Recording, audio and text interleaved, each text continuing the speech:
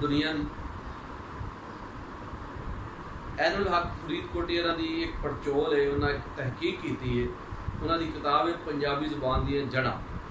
उन्हें हड़प्पा तो टैक्सला तो दरियाफ्त होने वाली जो मोहर सन पुरानी नवादरात, उन्होंने जिसने देखा और उतों की कबरों के कुतबे पढ़े तो उन्हें कहा जी हड़प्पा जी कबरों के कुतबे पढ़े नहीं जा सके। एहरामे मिस्र के कुतबे पढ़ लै गए हैं, लेकिन हड़प्पा के जोड़े कुतबे ने कबरों के पढ़े नहीं जा सके। तो आंदे इस तो यह पता लगता है कि ये जबान दुनिया की कदीम तरीन जबान है और इतों की तहजीब दुनिया की कदीम तरीन तहजीबों शुमार होती है। टैक्सला तो हड़प्पा उसके मरकज़ ने, सारे कदीमा ने तहकीक की, अंग्रेज़ दौर तो तहकीक जारी, उन्होंने मुहक्किकीन लिख रहे हैं।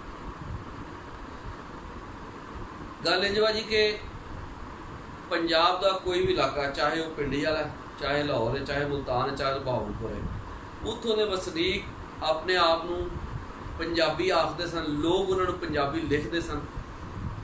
और साउथ पंजाब के सारे शायर पंजाब तो पंजाबी का जिक्र करते रहे। मैं मशहूर रूहानी शख्सियत हज़रत ख्वाजा नूर मुहम्मद मुहारवी का हूँ जिक्र कराँगा रहमतुल्लाह अलैह, जिन्हें तलक बहावल नगर चिश्तियाँ जनूबी पंजाब नाले आपका मज़ार उत्थे मौजूद है।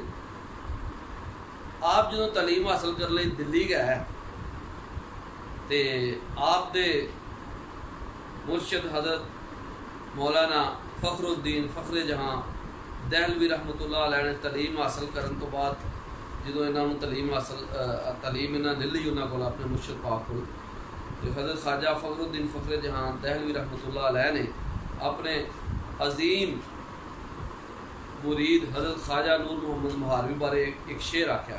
बहुत सारे मुरीदीन जमा सन, हर एक मुरीद को कैपेसिटी के मुताबिक फैज़ मिले।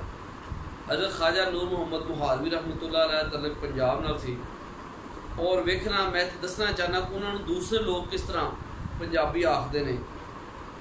एक शेर उन्हें कहा हज़रत ख्वाजा नूर मुहम्मद मुहारवी वास्ते, जो उन्होंने तालीम मुकम्मल हो गई, उन्हें कहा तन मटका मन शीरना, ये हिंदी का शेर है। तन मटका मन शीरना सुरत बुलोवन हार, मक्खन पंजाबी ले गया छाछ पियो संसार।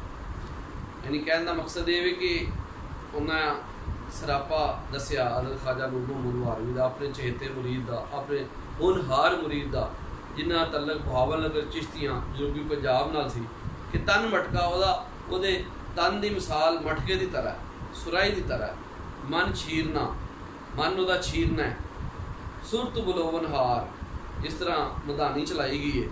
यानी कि वो दसना चाह रहे हैं कि जड़ा वो सोच और समझ की गहराई है वो इस तरह जिस तरह एक मदानी चल रही है, रिड़क रहा है, दुध रिड़क रहा है, तो उस दुध के वाल उन्हें बयान किया जो वह मक्खन निकलिया तो मक्खन पंजाबी ले गया। यानी रूहानीयत का जिसले मक्खन निकल आया तो ये पंजाबी ख्वाजा नूर मुहम्मद मुहारवी मक्खन लै गया, तो छाछ पियो संसार, बाकी जी लस्सी सी वो बाकी मुरीदी मिली या सारे संसार में जितने भी लोग सन वो फिर लस्सी तो पीती उन्होंने, पर मक्खन पंजाबी लै गया क्योंकि सब तो ज़्यादा काबल मुरीद सी। जिस तो साबित होता है कि दिल्ली के भी और भारत के अंदर भी उदों भी अज भी पंजाब के सारे वसनीकों, चाहे वह साउथ पंजाब के ने या पिंडी के ने, उन्होंने पंजाबी ही आख्या जाता सी, हुण भी ये पंजाबी ही आख्या जाता है। हुण मैं जनूबी पंजाब के कुछ सूफी शायरों का हवाला देवांगा, उन्होंने पंजाबी लफ्ज़ को किंज अपने कलाम में वरत्या। हज़रत सिद्दीक लाली रहमतुल्लाह अलैह जिन्हें तलक चनोट नाल सी, वो अपने कलाम के 1705 लिखते हैं 17वीं ये हदीस नबी दी आख सिद्दीक पंजाबी।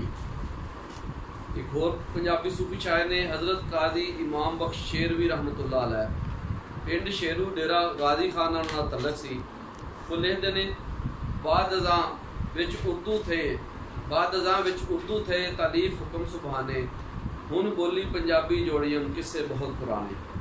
बस नवी बागो बहार उन्होंने किताब है, 1897 उन्होंने लिखा कि बाद अज़ां विच उर्दू थे तालीफ हुक्म सुबहाने, हुन बोली पंजाबी जोड़ियम किस्से बहुत पुराने। यानी इत्थे भी उन्होंने पंजाबी लफ्ज़ का इस्तेमाल किया है।